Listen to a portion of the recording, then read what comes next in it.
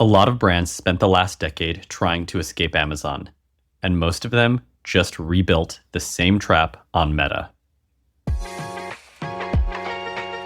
Hi, I'm Alex Orley, and this is Hard Margins, your weekly e-commerce brief brought to you by RetentionX.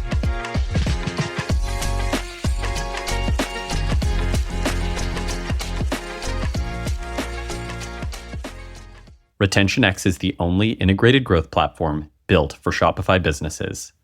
One clean source of truth for your customer data and the tools to act on it. No data team required.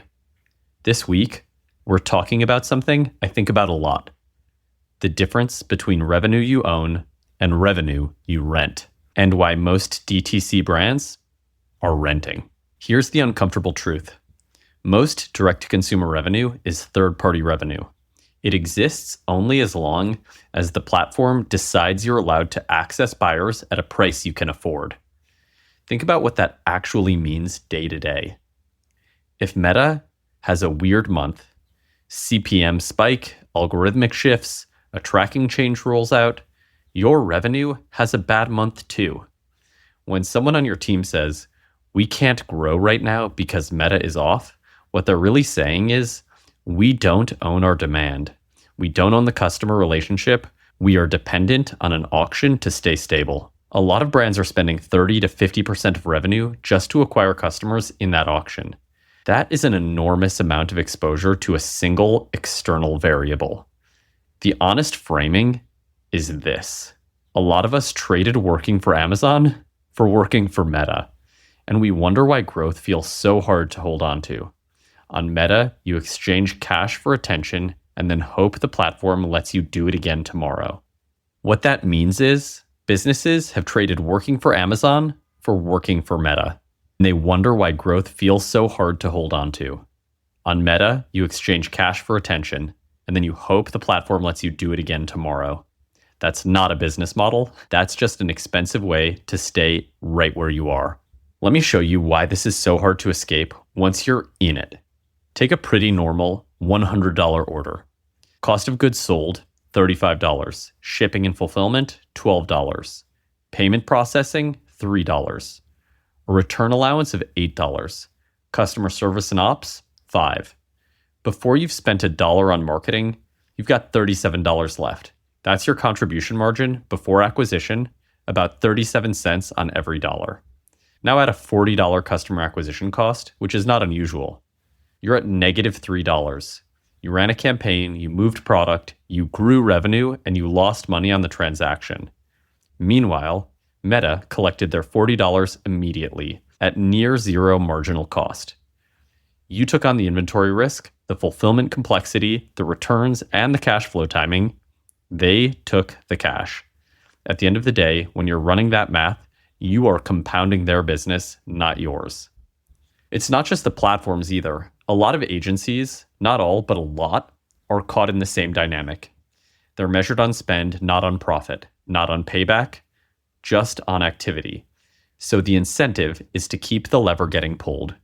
An additional creative test, one more campaign structure. When things go well, that's an agency's skill, supposedly. When things go badly, it's the platform. The algorithm shifted, the tracking broke, Meta did something strange. Your P&L absorbs the consequences either way. I'm not saying agencies are inherently bad or that paid media is bad, but the incentive structure is worth being clear-eyed about. Here's what I'd rather you be building towards. Proprietary revenue, which I'd define as revenue you can generate without any external permissions.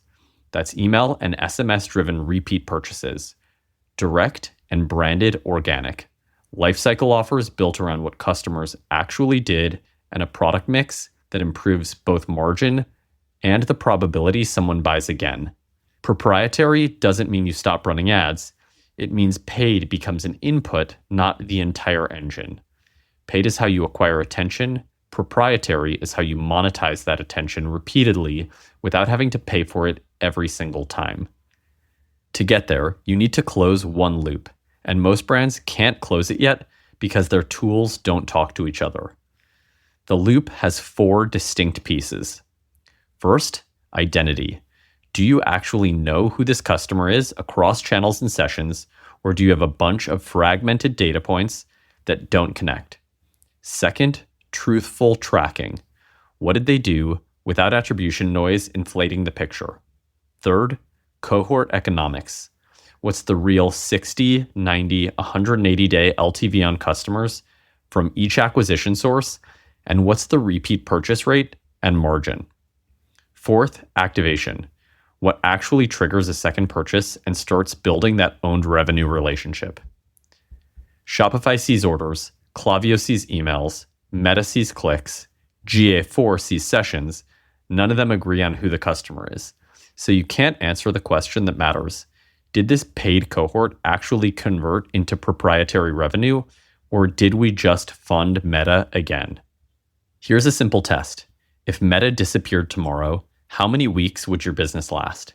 If the honest answer is not many, that's not a marketing problem, that's an ownership problem. The goal isn't to stop acquiring customers through paid channels. It's to make sure that when you acquire someone, you have a real shot at owning what comes next. All right, thanks for listening. I'm Alex Orley. This has been Hard Margins, your weekly e-commerce brief, brought to you by RetentionX. I'll see you right here next week.